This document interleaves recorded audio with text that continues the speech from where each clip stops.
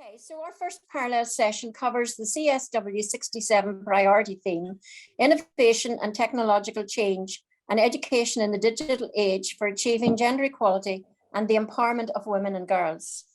Soroptimist International believes that women and girls must have full, equal and effective participation and decision-making in public life, and the need for digital equality and digital cooperation, as well as dispelling damaging gender concepts involving women and technology remains. Thus, the training of women and girls in new technologies is essential. Digital literacy is no longer considered a luxury, but a lifeline for working, learning, keeping in touch, and accessing essential services for everyday life. Globally, 62% of men use the internet, compared with 57% of women. And in nearly all countries where data is available, rates of internet use are higher for those with more education. Addressing these digital divides, or some call it digital poverty, should be at the top of our agenda. Last year, the Commission on the Status of Women acknowledged that new and emerging digital technologies do have an impact on women's employment opportunities, and these technologies can accelerate progress towards achieving gender equality. The Commission emphasised the importance of promoting 1, digital literacy, 2, equal and affordable access to the internet, mobile devices, as well as information and communication technologies for all women and girls. 3, equal access for all women and girls to digital training, capacity building, forecasting and preparedness, including early warning systems. And 4, science, technology and innovation strategies to reduce patterns of inequality. We all must recognize that while digital technologies transform lives and livelihoods for the better, increased use of internet has also paved the way for the spread of misinformation, disinformation, and hate speech, the regular occurrence of data breaches, and an increase in cyber crimes. Education and training is essential to ensure the safety of all. I'm now going to hand over to our moderator for this session, Lee Elwood Brown, SI Director of Advocacy, who will moderate the session and introduce our speakers. Over to you, Lee. Today we have this session on achieving gender equality and empowerment through innovation, technology and education. And thank you to President Maureen for those opening words. You are going to see today, and I will introduce as they come on, each of the number of resolutions and responses that Soroptimist have had to grassroots level projects, issues that are affecting women and girls. So today we're starting the program with our Open Doors for a Bright Future. And I'd like to introduce President Maureen. So good morning, everyone. I am Maureen Maguire, President of Soroptimist International. Soroptimist International recognizes that education brings empowerment and enablement to women and girls because education is the key to gender equality, justice, sustainability, ending poverty, good health, peace and security, economic empowerment.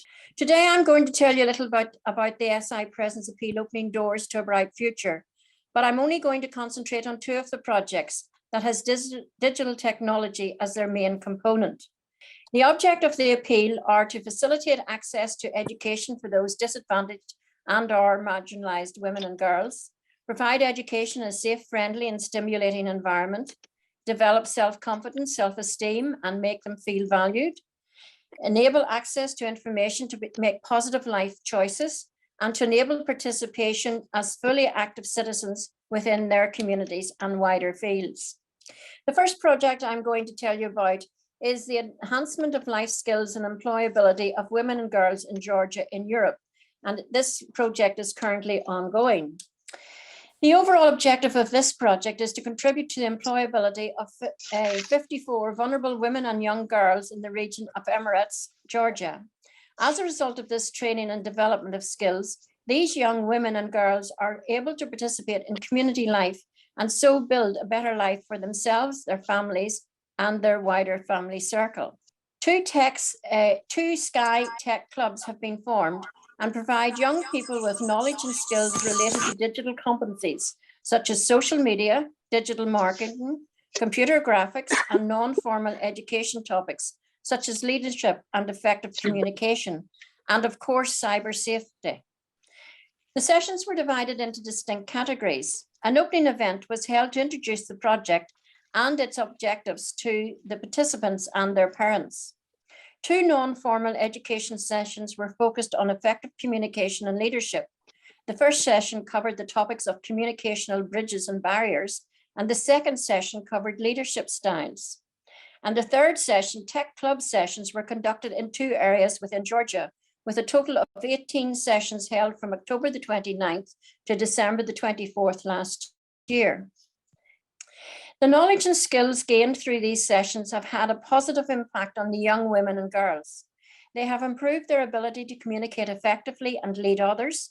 They have gained a better understanding of how to overcome common barriers to communication and how to adapt their leadership styles to different situations. They will continue to build their awareness of digital technologies, including ensuring that they are aware of cybersecurity in order to keep themselves safe and free from harm. The second project has just started and is being developed across 3 islands in the Caribbean: Trinidad and Tobago, St. Vincent and the Grenadines, and Grenada. The overall aim of this project is to position 100 young women and girls so that they can access the opportunities that exist in the digital economy in a safe and secure manner. Digital technology comes with both significant opportunities as well as a lot of security risks. The problems being addressed is the difficulty of girls and women to capitalize on the numerous opportunities and their lack of understanding of how to be cyber safe.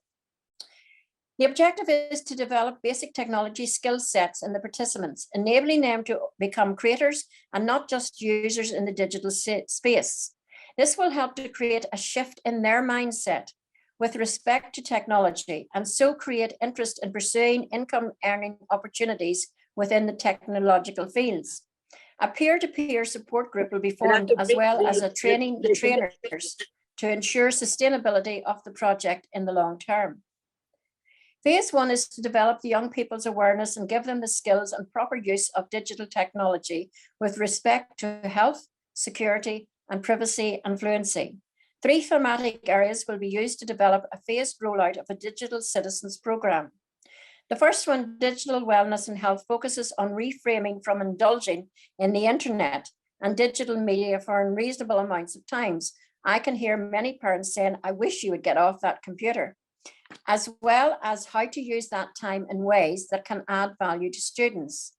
Digital wellness and health also encompasses empathy, and a lack of empathy from a person can cause others digital trauma, such as cyberbullying and hate speech being the most common examples. The second one is digital security and privacy.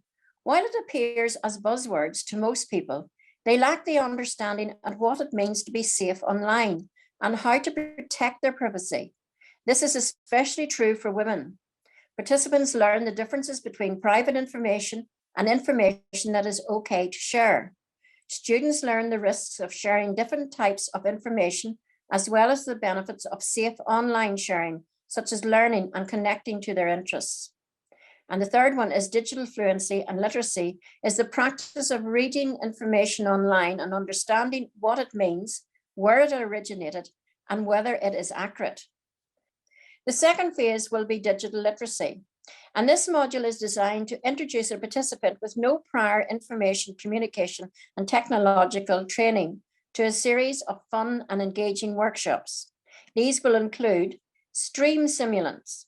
These are a series of fun simulations in stream topics such as science, technology, mathematics, earth science, and others. Fun coding. In a computer programming courses, students will be exposed to learning how coding is used to communicate with a computer or software in order for it to give instructions to perform a function. Mobile application development is where students are taught through a series of steps on how to create a computer program or a set of programs. Cybersecurity will teach students about internet safety through the procedures and techniques designed to protect students' computers and data from internet attacks. Cyberbullying workshops will outline the bullying that takes place over digital devices like cell phones, computers, and tablets. Artificial intelligence, students will learn how software is used to develop responses to questions or to a conversation. Digital audio and editing gives the students the techniques from basic recording to corrective editing like copying, pasting, cutting, to more complex creative editing. Editing is a key skill in video production that can make or break the overall quality of a video. And I do wish I knew how to do it.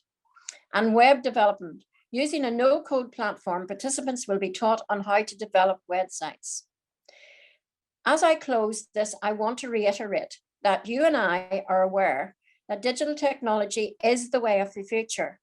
But in order to ensure safety, it is very important that we learn how to use it properly.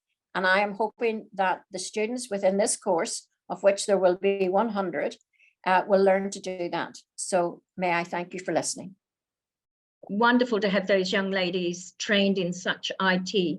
That is fantastic to keep them even ahead of the game, even more so than what we are. That's very, very valuable.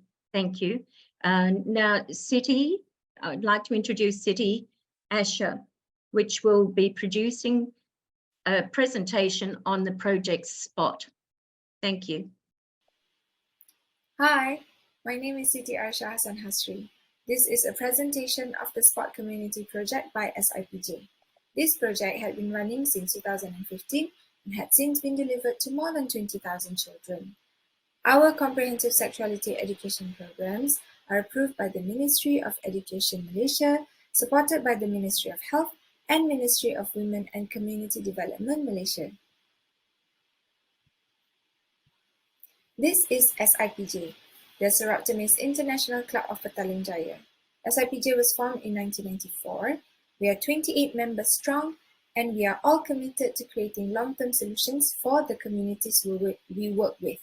SIPJ has won 17 awards, both at international and local levels, for projects such as Kampung Ku, Seed Jobs for Life, and the SPOT Community Project. I created the SPOT Community Project 8 years ago as a student. I started with programs in primary schools for girls discussing periods. It was challenging because at that time, nobody wanted to talk about this topic, especially as a human experience. All existing programs then only address periods from a medical or religious perspective. But I found teachers, parents, and religious leaders to be very supportive of my efforts. In 2017, SPOT grew from talking about periods to talking about sex. Why? Because in Malaysia, an average of 18,000 teenagers get pregnant each year.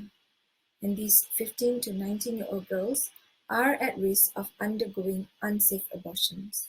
1 in 10 adolescents have unknowingly had sex without knowing that it's criminal. So, I developed and delivered school and community-based comprehensive sexuality education programs as a solution to address the issues of underage sexual activities, teenage pregnancies, and ensuring young people are better equipped to access and demand for their rights. Our CSE programs included refugee children, undocumented children, orphans, indigenous children, and children with special needs. The SPOT programs focus on 4 core values: love, respect, inclusion, and tolerance. The SPOT programs contribute directly to SDGs 3, 4, and 5, focusing on target 3.7. During the 2020 lockdown, the team and we spent 6 months redesigning all contents to move into a digital structure, complete with the necessary tools and support, doing our best in recreating the safe spaces we provide in person, online. We work with teachers, a psychologist, a gynecologist, a public health expert, children and parents, putting in the extra effort in designing and curating with the awareness of the need to make teachers and students feel open, safe, and comfortable, less vulnerable, so that the educational messages can be delivered successfully. So what changed? Our slides and activities, they became more interactive. We used video clips, audio clips, gamified online activities, and quizzes. Our usually printed materials were transformed into downloadable activity books, which are included within our lesson plans. We used WhatsApp to communicate with teachers and school staff, arranged Zoom group meetings or one-on-one discussion and counseling to support teachers and our volunteers. We promoted the use of Spotline, a 24/7 Q&A platform for students to reach out for answers and communicate with experts. And we partnered with Buddy Bear to provide counseling and psychosocial support for the children we work with. We tested out the online modules, trained support staff, managed material production and printing, distributed materials, and scheduled our rollout, and of course monitored and evaluated each step. Spot also contributed to the Disrupting Harm Evidence to Understand Online Child Sexual Exploitation and Abuse, a study by ECPAT International, Interpol, and UNICEF Office of Research, Innocenti. As a result, we succeeded in continuing our efforts throughout the lockdown periods as well as beyond. In 2021, we continued testing the sharing of our contents through new platforms, Telegram, Discord, TikTok, and Reels, and our lesson plans fully utilize Google Docs, Forms, Drive, Classroom for better online experience, and in promoting using the internet for good. We curated our online school programs via either Teams, Zoom, or Meet to suit the needs of the children that we work with. We partnered with online communities, with parental groups, brands, universities, focusing together on helping children to manage stress and replicate safe spaces at home for themselves, especially when they live in a hostile environment.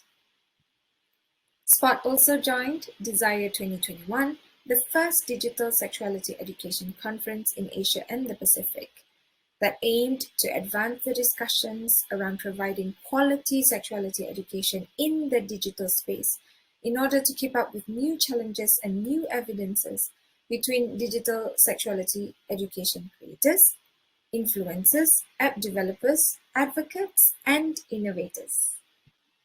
Today, the Spot Community Project programs have been delivered to more than 20,000 young people.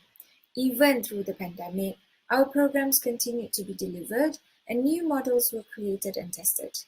In 2023, with the help of many supporters and volunteers, our team is reaching out to teachers and 5,000 students, incorporating our hybrid program, hopefully nationwide. We hope to continuously be able to gain support in order to achieve our hairy ambition to educate, inform, and inspire 100,000 young people by 2030. Do check out the Spot Community Project Instagram at Hello Spot Girl, or visit our website to learn more about our work and how you can support us at www.hellospotgirl.com. Now we'd like to introduce Ermin Mackenzie in a project called DigiGirls. It's another digital project in another part of the world. Thank you, Ermin. Thank you, Lee, and hello and greetings to everyone. I'm Ermin Mackenzie, a member of Soroptimist International Esperance, a club in the Great Britain and Ireland Federation. We are thrilled and honored to have been invited back to this forum to share with you our DigiGirls 2020 project. This was a virtual STEM project executed in collaboration with the Microsoft Corporation UK offices and the Microsoft Corporation Trinidad and Tobago offices. STEM is the acronym for Science, Technology, Engineering, and Mathematics. Before I delve into the project, however, allow me to provide some background. Soroptimist International Esperance is a recently chartered club, not yet 5 years old, operating in Southwest Trinidad. On the slide, it is represented by the area encircled in red. These are mainly rural agricultural communities, plagued with all the challenges common to such: under-resourced, poor infrastructure, low income levels, and with education very rarely going beyond the secondary level. We serve the women and girls who reside here. Many of them are constrained from reaching their fullest potential by social and cultural norms and outdated gender stereotypes.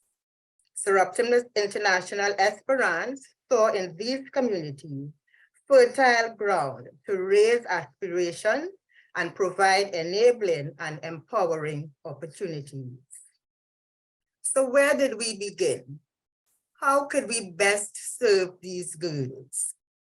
Coming out of our project planning sessions, a STEM tree of possible projects was developed. Why did we choose STEM? We saw them as pathways to the economic empowerment of women. When you educate a girl, especially in a STEM discipline, you are opening a door to a brighter future. Jobs in these sectors are in demand and are generally high paying. Secondly, to build capacity. The maxim, you cannot be what you cannot see, is particularly true in STEM learning. Research has shown that the number of girls interested in STEM doubles when there's a role model to inspire them. And thirdly, to mind the gap, to move the needle ever so slightly forward. Because despite significant progress, women and girls continue to be underrepresented in the STEM disciplines. DigiGirls is one of the many projects in our Girls Empowerment Toolkit designed to address these issues. So what is DigiGirls? In a nutshell, it's a global initiative of the Microsoft Corporation designed to provide high school girls with a better understanding of what a career in technology is all about. It is usually a one-day in-person event. Because of the pandemic in 2020, the DigiGirls Trinidad event was a virtual webinar. Being virtual allowed us to expand the pool of presenters to Microsoft UK offices and so expose our girls to international presenters and international content. 28 girls from 4 rural secondary schools were selected for this pilot project. The agenda shows the lineup of speakers. The keynote was Microsoft's Director of Education for the Caribbean, who shared with the girls a career journey to Microsoft. Presenters from Microsoft offices in the UK were the Chief Technology Officer, who gave a simple overview of artificial intelligence and showed how pervasive it already was in the girls' lives. And the Xbox Games category lead, who presented on video gaming and its linkages to the STEM discipline. From Trinidad, Ms. Pauline Joseph impressed upon the girls the importance of using their resumes to uniquely brand themselves on LinkedIn. And Ms. Sherez Grant gave them a hands-on example of web page design. The sessions were interactive with engagement from both teachers and students. So what made this day special? Firstly, in spite of the pandemic and school closures, STEM learning continued. Our project team, spread over many countries and time zones, leveraged the use of technology to plan and execute our project, so much so that it was the first virtual DigiGirls in the Americas. Secondly, the relevance of the presentations to the girls. Website design. Digital transformation has taken almost all activities online. The ability to design a website is an extremely marketable skill. Best practices for personal branding on LinkedIn. It was important for our girls to know how to show up on the platform for the best possible outcomes. It has been said that every 1 minute, 4 persons are hired on LinkedIn. And an introduction to artificial intelligence. AI is everywhere, threatening the jobs not only of blue-collar workers, but now with the arrival of ChatGPT, color workers as well. Our girls got a heads up on the emerging world of work environment. The sessions were interactive with students and teachers engaging throughout. These presentations had quite an impact on the girls, as evidenced by their feedback. In the interest of time, I will just read the first two. It's an eye-opening experience in the different ways that I can do stuff that I like and still make money. And this had to do with our presentation on video gaming. And web development is something that I can see myself doing in the future. And this related to the presentation on web page design. Judging from the feedback, we can safely say that we had raised the awareness and aspirations of these rural girls and showed them what was possible. And with that, I thank you for your time and attention, and I urge you in going forward and selecting your projects to always mind the gap. Thank you. Thank you, Ermin. That's wonderful. Another grassroots project, very successful. Next, we'd like to introduce Juliet Chan in Teenage Survival Kit. SICB Teenage Survival Kit is a project by Soroptimist International Club of Bangsar, Malaysia. This is a program to educate and support teenagers, help them cope with the challenges they face in their growing up years.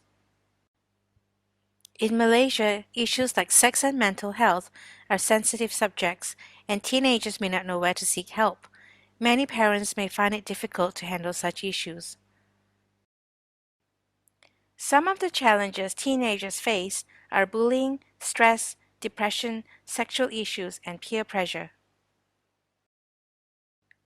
We target preteens, teenagers, parents, teachers, counselors, guardians, caregivers, and even grandparents. This program covers 4 topics, the first of which is teen sexuality. This includes teenage pregnancies, baby dumping, underage sex, and sexual harassment. Malaysia has the highest number of baby dumping cases in Southeast Asia. Teen safety, which includes cyber safety, bullying, sexual grooming, and physical safety. With the increasing use of mobile phones, tablets, and computers, it is important to ensure that teenagers are aware of the dangers in cyberspace. Teen health, which includes mental health, depression, suicides, and physical health. The stress of modern-day life has taken a toll on teenagers, and suicides among teenagers in Malaysia is on the rise. The Teen Empowerment module will inculcate values, promote confidence, and self-esteem to enable teenagers to face challenges. Our TSK project meets 3 UN SDG goals, namely Goal 3, Good Health and Well-being, Goal 4, Quality Education, and Goal 5, Gender Equality. Soroptimist International works through advocacy, awareness, and action. TSK is a program to enhance knowledge on life skills, to enable teens to share their concerns, to obtain peer and adult support, and to improve self-esteem and confidence. TSK will assist teenagers to be aware of pitfalls, to acquire skills and knowledge to take care of themselves, to avoid underage sex and teenage pregnancies, and to seek help whenever they feel stressed or depressed. SICB took up the challenge to research and develop the TSK program, to collaborate with schools, experts, and NGOs, and to organize workshops and webinars. During the pandemic, we organized 7 webinars and reached out to 572 individuals, comprising 432 females and 200 males. Our TSK program will enable teenagers, especially girls, to remain in schools to complete their education. They will be empowered to make informed decisions and healthier life choices, to grow up self-assured and contribute to a happy and healthy community. Although our program is focused more on girls, we do not leave out the boys because they are the other half of the equation and should be similarly educated. We want them to understand their challenges, play their rightful roles, and shoulder their responsibilities in support of the female gender. Although the TSK project was mooted in late 2019, the COVID-19 pandemic lockdown from March 2020 imposed restrictions on meetings and workshops until mid-2022, which forced us to adopt technology to adapt to the situation. We spent most of 2020 on online research and online meetings to plan and develop the program. We formed online focus groups with teenagers to tap their views. We conducted online workshops and webinars, which we promoted via social media, WhatsApp and emails. Online pre- and post-webinar surveys enabled us to gauge the effectiveness of our program. To ensure sustainability, we held online trainer-trainer workshops to create a pool of potential facilitators. To keep the creativity going, we created a comic strip called Annie's World, where Annie faces issues such as teenage pregnancy, sexual harassment, cyberbullying, and more. We launched a video competition inviting teenagers to create short videos depicting topics in the TSK modules. The communication students at Monash University, Malaysia, developed various PR campaigns for the TSK program as part of their coursework. These are snapshots of Annie's World.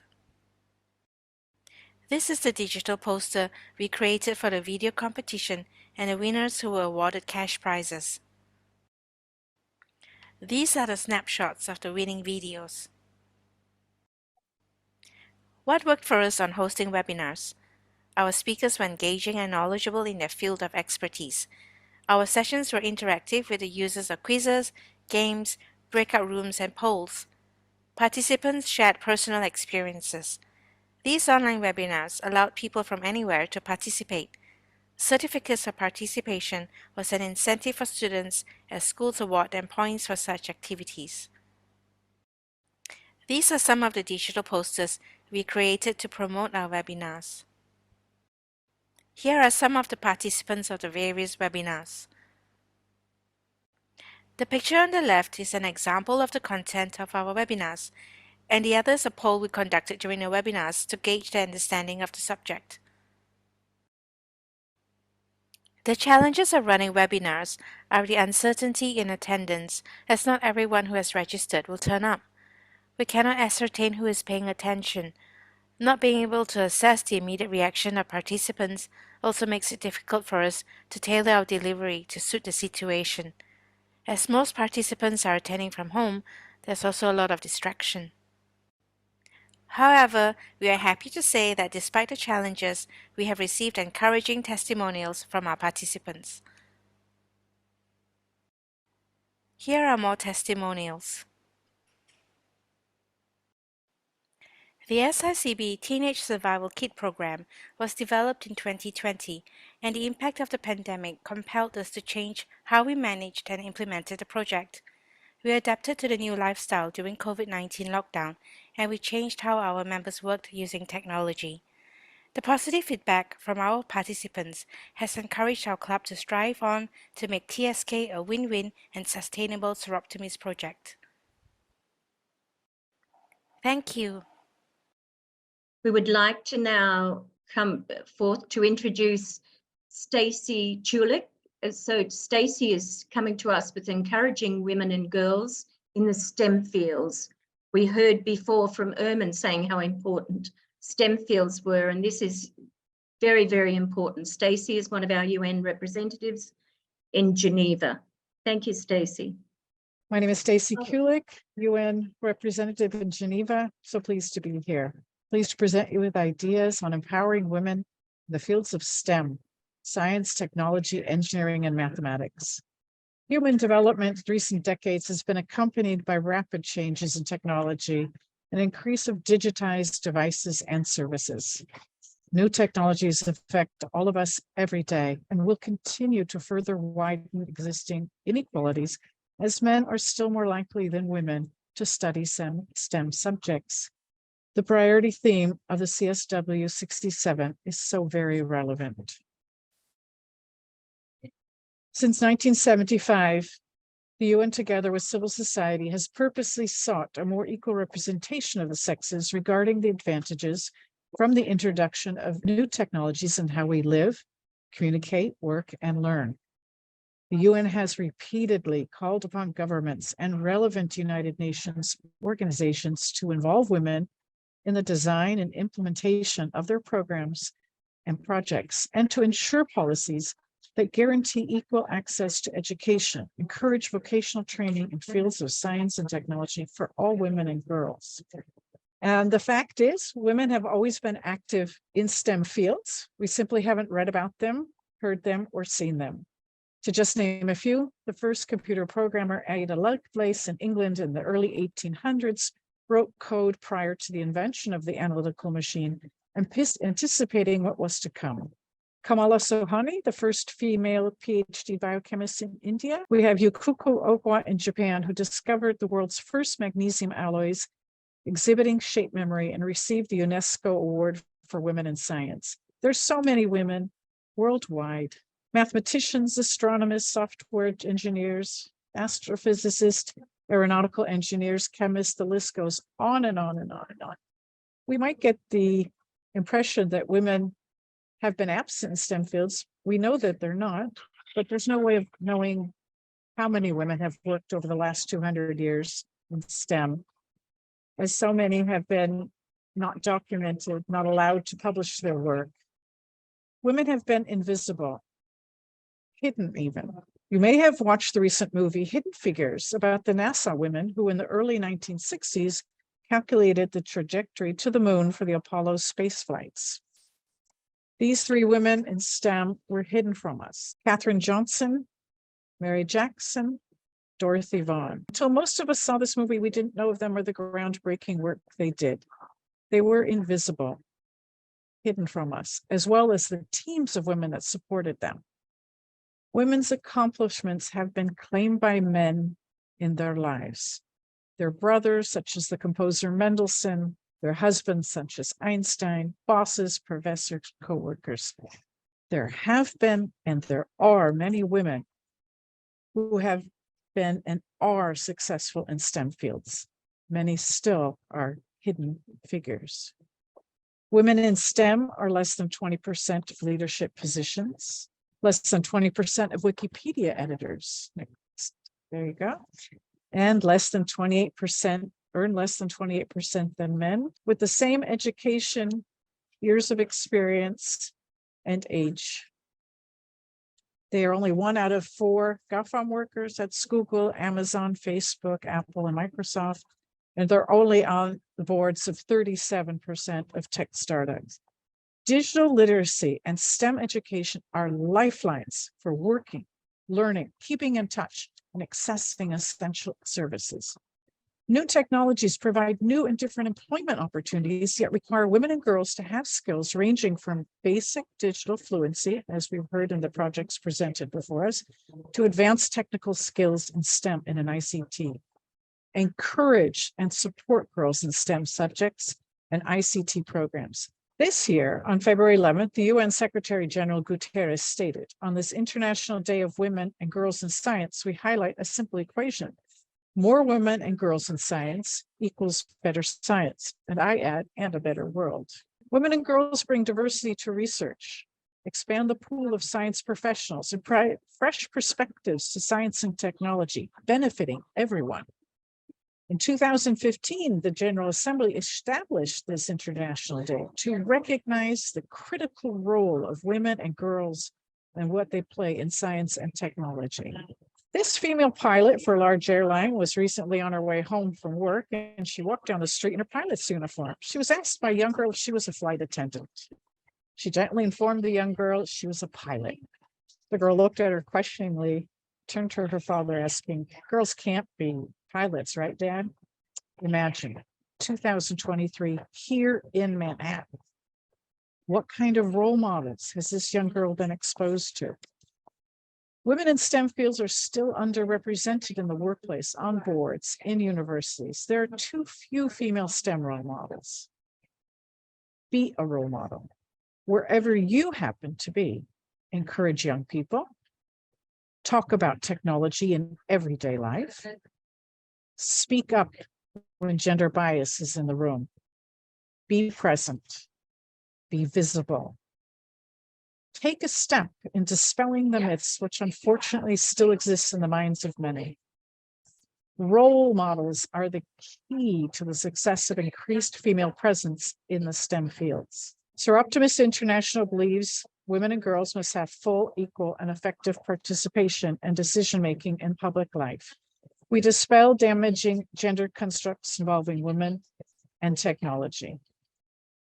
I ask you, please encourage girls and women to pursue STEM education and to attend ICT programs such as we've heard thus far. Empower women and girls through lifelong education. Engage the community and promote collaboration through partnerships. Be active in your media posts. Post work of women in STEM. Their accomplishments, their activities. Be active in your community, in your networks. Be visible. The ITU, the International Telecommunication Union, has a Girls in ICT Day every year on April 27th. Over 377,000 girls have participated in these days in over 171 countries over the past 12 years. Take part in one of these many activities this year. Join a club. Be active. We want our communities to amplify and encourage the influence of women in STEM and ICT. Thank you. Thank you for raising awareness and taking action to improve gender equality for women and girls in the digital world. Thank you for giving Soroptimist International Advocacy your time and support. Together, we can get it done. Thank you very much. Thank you very much. I'll introduce Chiara Landi, Collaborative Robotics as a multifaceted job. So Chiara's taken up your challenge, Stacey. Thank you, Chiara. Hello and good morning, everyone, or good evening to those of you who are on the other side of the world. I'm Chiara, and I belong to the Soroptimist Empowernet Milano eClub from Italy. And it's such an honor and a pleasure to join and participate to this Soroptimist International event. Today, I will try to explain to you and show you my job, since I'm an engineer and I work in the collaborative robotics field. It's on who I am and which has been my life path so far. So I grew up and I studied in a small town in the north of Italy, where I got my bachelor and my master degree in mechatronics engineer. So during my master, I found my passion and discovered my passion for robotics. So I decided to follow this path and I did a PhD in robotics that lasted 3 years. So the PhD gave me the opportunity to travel around the world, and I spent 6 months abroad at the University of Berkeley in California in 2018. There, I got a job interview for a Japanese company that produces robots and machines. And at that time, they had freshly opened a research lab, and they were looking for new people to hire. So after I finished the PhD in Italy, I moved back to the States to work in research and development in collaborative robotics. But what is actually collaborative robotics? It's basically a field where robots are made intrinsically safe and they work side by side with the humans without being enclosed in cages, because they help and support human operators in more like tedious and repetitive tasks. So I had a great experience in the United States, but unfortunately it was 2020.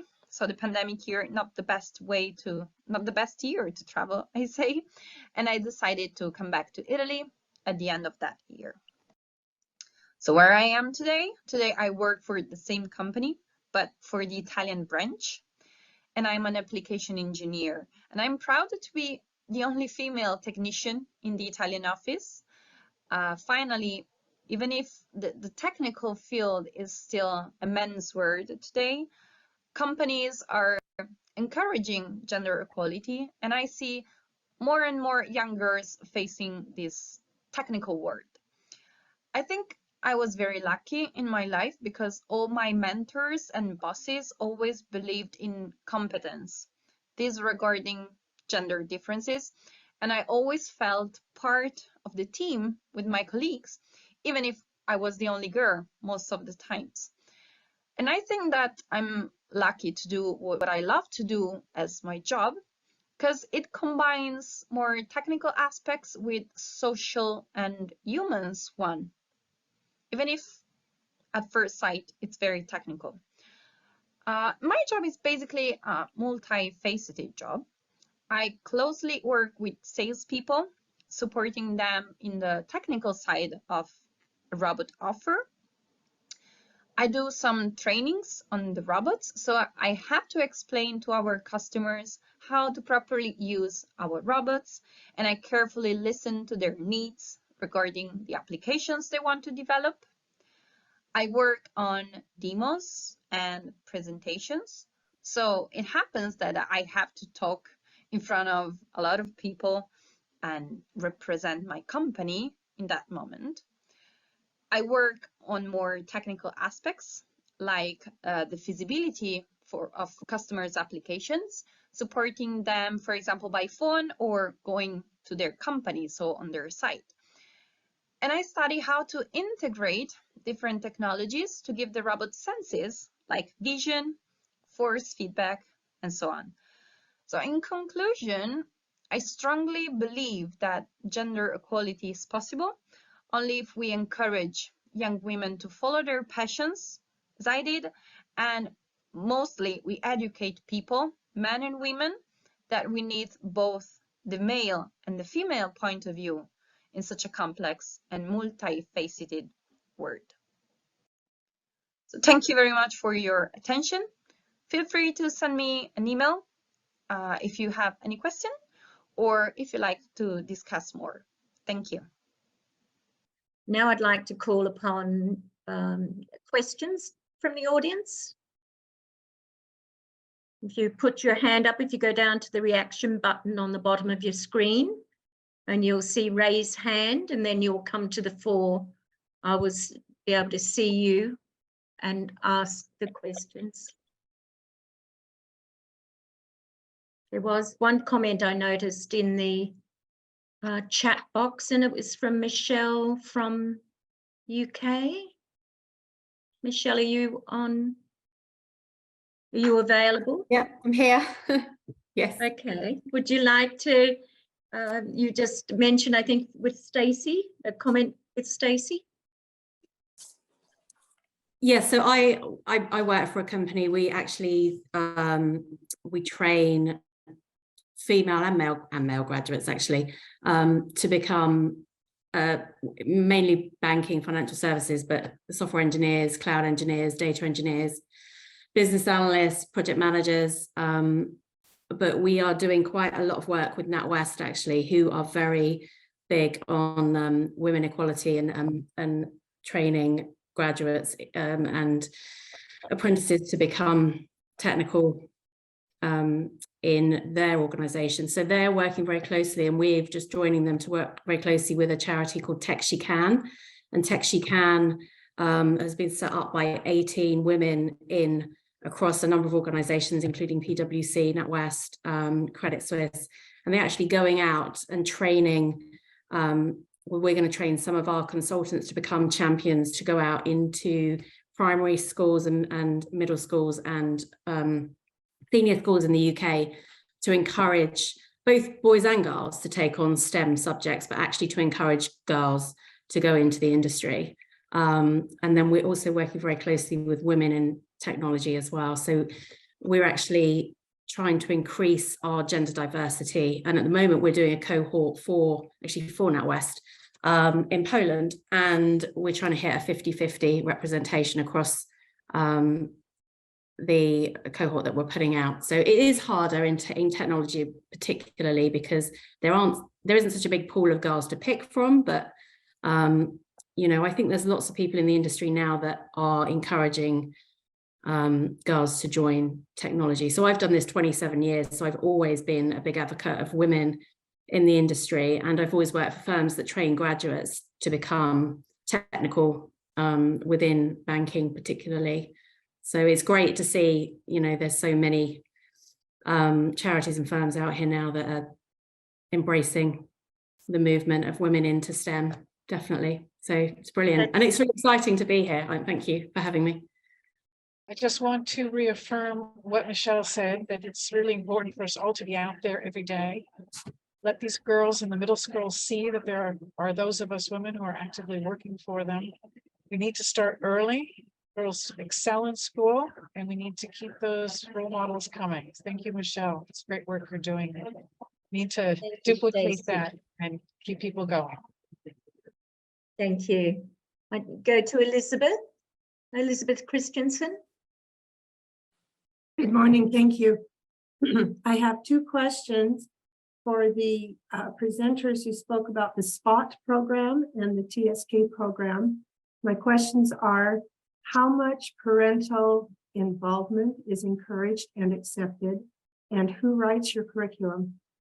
To answer the question just very quickly, parents are very highly involved in all the processes that we go through in terms of designing, developing, as well as delivering.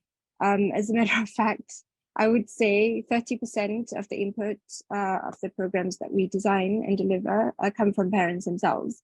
And parents often also volunteer as facilitators and trainers, and they get involved and they bring their children on ground and also online. And in terms of designing, delivering, and training, I actually do it myself since day one. So I hope that answers your question. Thank you, Elizabeth. Linda? First of all, thank you to the two pioneers, Stacy and Kiara, for giving everyone obvious role models, what they've already accomplished. My question is, for all of the very, very impressive programs, what did you see as your biggest challenge? And if you were queen of the world and you could wave your wand, what would you like to see happen next to make your programs become even better and expand even more? Thank you. President Maureen, you were first to present. Would you like to take the first comment? I have to say that I didn't have an awful lot to do with picking the digital projects. They were assisted by SI Europe Program Director, who had sourced assistant program director who had sourced this project for me. But I have to say that innovation and technology, because it is so relevant, these are just simply fantastic projects, and the girls and the young women will really, really learn from them. The RSC one in the Caribbean is only just starting, and I'd asked them to give me a full brief of what it was they were hoping to achieve. And I just think, you know, if this comes through, this could be the start of a program that could be replicated over and over and over again. It's very important to know that. Make it easy for somebody else to replicate elsewhere to help other women and girls.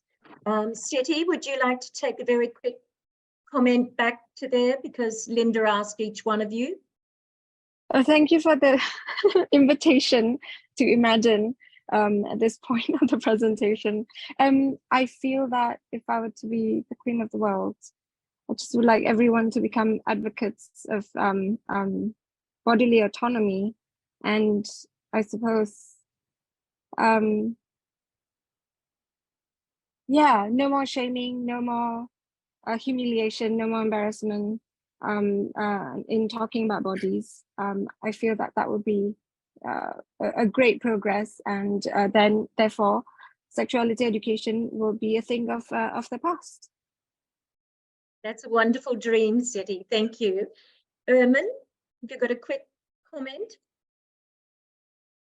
Yes, I do. A challenge for me would be that girls, as I said in my introduction, one of the challenges in the rural areas is that education stops at the secondary level. What I would like to see is that each girl moves on to Form 6 or some form of tertiary level education. So that to me is the greatest challenge that I experienced. And if I had a magic wand to wave, it will be the same. You move on to tertiary level education and we follow you to see that the seed that we have planted came to fruition. Thank you, Eamon. Juliet? If I was the queen of the world, I'd like this project to be rolled out in all the schools in Malaysia.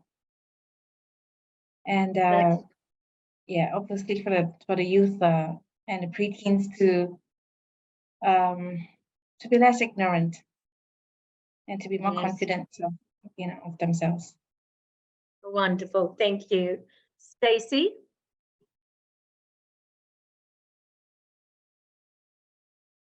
Yes, I envision a world where every woman can follow their dream, gets acknowledgement for the work they do, get their publications written under their name on the first line, get the Nobel Prizes that are due to them, and that we're an equal representation, especially in frontier technologies, in AI, in nanotechnology, in biotechnology, and that we're out in front and we're changing the narrative.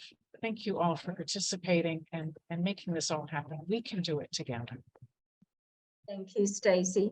And we don't have Chiara on that I'm aware of online. I know she had to go to Germany for work, so she may be preoccupied. The next question, Martina, you've had your hand up. Hello, yes. I noticed a question from Sandra Adu, I believe, for Stacey Chulik. Sandra, if you'd like to ask the question, or I can ask it for you. Yep, so the question was, how do you get involved in ICT Day? You can go onto the ITU website and they have a list and links for all the programs. A question from Precious. I'm just trying to find it now. How easy is it for a female with no background in STEM to transition into STEM? For instance, a female with a law background. Who would like to take that? Stacey? Yes, I would say if you're motivated to learn anything, you can learn anything. It's a matter of focus. I think there's so many fields to go into, and there's so many possibilities. I think it's a matter of just digging into it and learning the material and moving forward. I would like to add to that there are short courses that you can do on Coursera.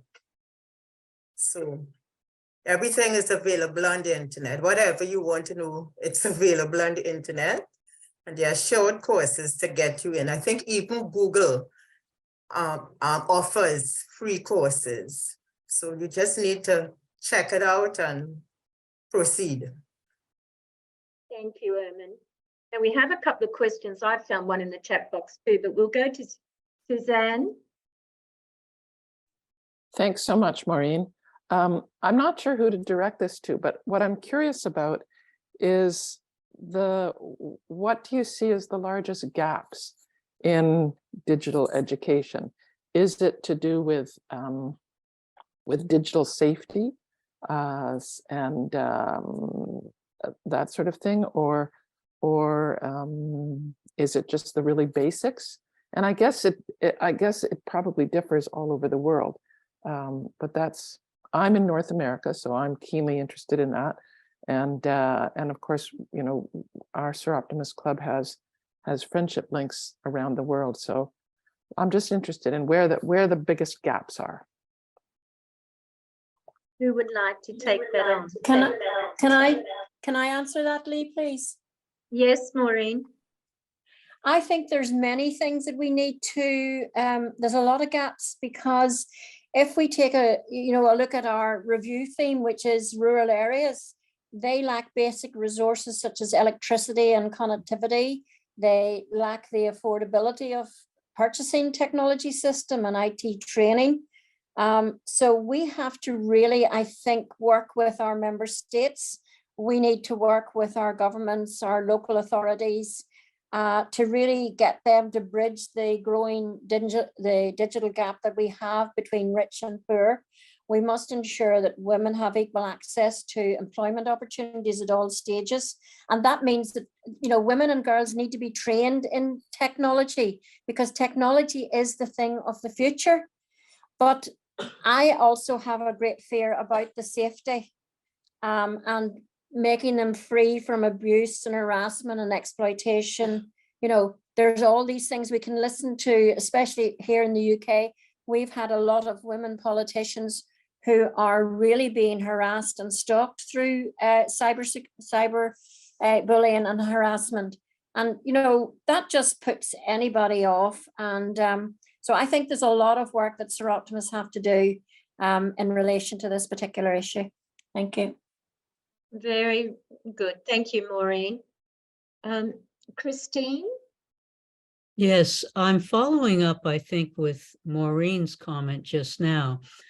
I wanted to thank you for the training which you identify in digital technology, creating a safe, secure, and private space for those who are trained.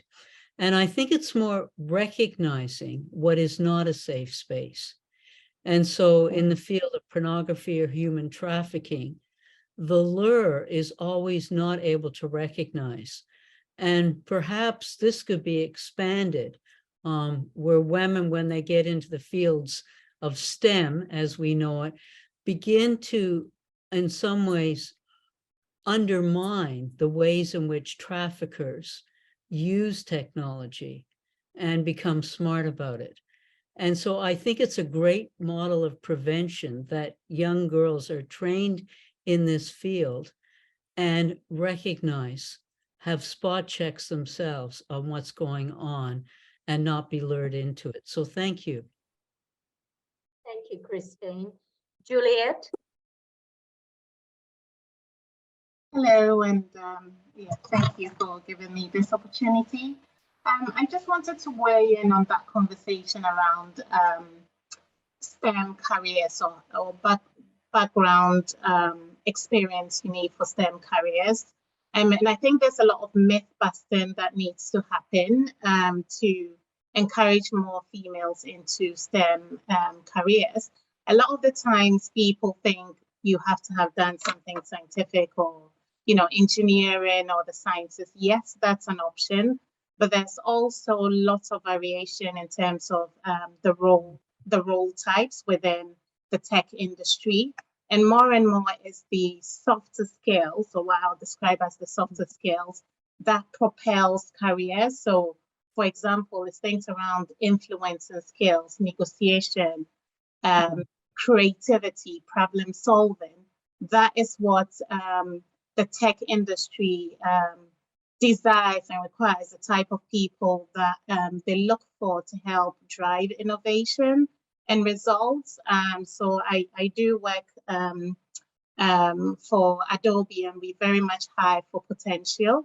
I myself come from a background where I studied biochemistry and nutrition for my first degree, and then for my second degree was applied human nutrition. I'm working as a strategy and programs lead, and people think, oh my goodness, what's the relation with that? And for me, it was that bit around what I'll call my USP, connecting the dots between data, insight, process, and people to effect a positive outcome. So initially, that positive outcome used to be a health outcome, and now it's a business outcome. And the thing that made a difference or makes a difference is how the scientific background or science background has helped me play with data variables to see what that outcome would be on creating a new process or improving a new process. But in other sense as well, the lady that raised the example talked about law and STEM. There's a lot of things we need to consider about compliance, about competition law, about even within the whole STEM or tech industry, even if you think about diversity, equity, and inclusion issues, there is a case for that.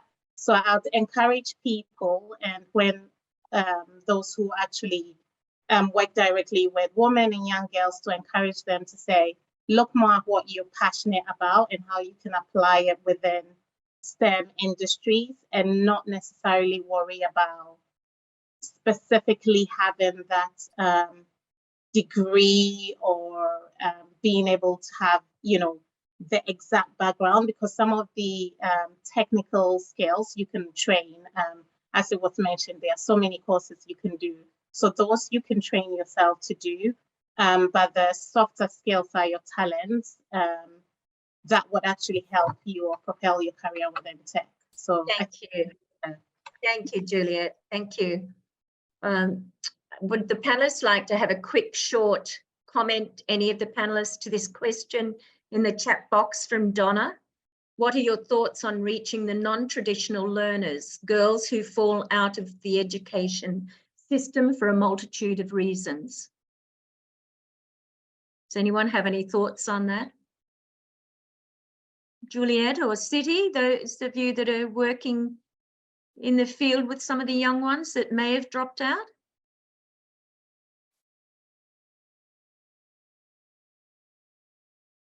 No thoughts on that, Maureen? Sorry, Lei, if I can quickly answer. This is Siti Asha here. Yes. So we, in sport, we work with underserved communities of the refugee communities, the undocumented children, as well as children in orphanages who fell out of, who are not attending school.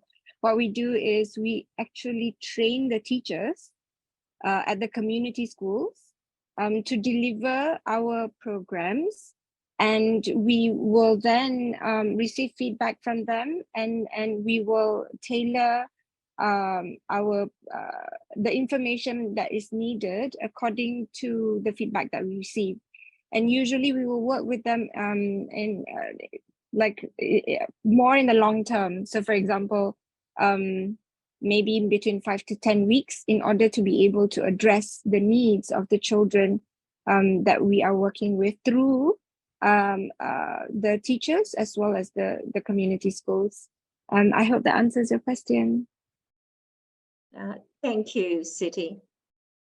If I could come in, one of the projects that we have within the Opening Doors is a project in Uganda, and it is for girls who have dropped out of school.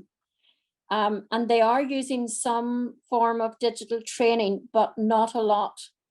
But it's something that I think I shall inquire into more now that this question has arisen, and see what are the opportunities there for that. And these girls dropped out because of many factors. They actually dropped out of primary school and are now in their teenage years. And they dropped out, because they became pregnant at a very, very early age. And once you become pregnant, then you're told to stay at home. They dropped out because they needed help at home with the work that was going on. Some of them dropped out because they had to go to work to earn money to pay for the food for the families.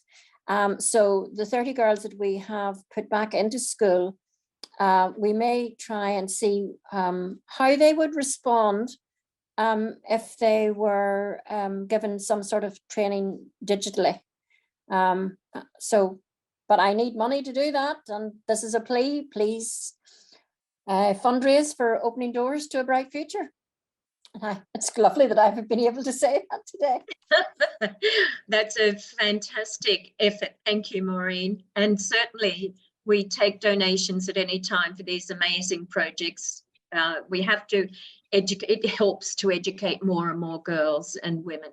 Thank you. Maureen, can I call upon you for the closing remarks, please? Yes, it leaves to me to actually thank the speakers, and I've written down some pointers about what was said while you were speaking. So Aisha, you told us about the SPOT project using digital technology to make the girls more aware of what could be done for the betterment of life for them. And I thought that was wonderful. Thank you, Ermin. DigiGirl TT. These sessions sound very interesting and inspiring to the young girls on how to use the technology to their advantage, while also making it very fun and exciting and opening their minds to different things, including gaining an economic income. Thank you to Juliet. Excellent projects that show how your club is making the linkages between all of the SDGs and how development of a technological program can inform and empower young women and girls to make better life choices. Stacey, thank you very much. I thought it was absolutely wonderful. I loved the history and how important the technology is to the priority theme of CSW67, and it's so relevant for today and for the future. But I did like the history of the women in STEM, and you're so correct. We tend to forget them and their work, which was indeed groundbreaking. I love the words be present, be visible, take a step forward and be active. Chiara, thank you for opening our minds to a bright future in robotics and how you've shown that as young women and girls can achieve within the STEM subjects. And I love the expression, finally, together we can. But more importantly, you know, this doesn't happen just by chance. We have to give a big thank you to our SIHQ staff, in particular, Deborah, Jo and Martina. I know that we did have some technical issues, and when you have a thing like this, a parallel session on virtual around the world, it's sometimes difficult to make the technology work in the way that we really want it to do. But I think the one thing we need to make sure is that, you know, this is a sign that member states need to consider that internet usage needs to become more acceptable. They have to develop their electricity or even become environmentally friendly by using solar power.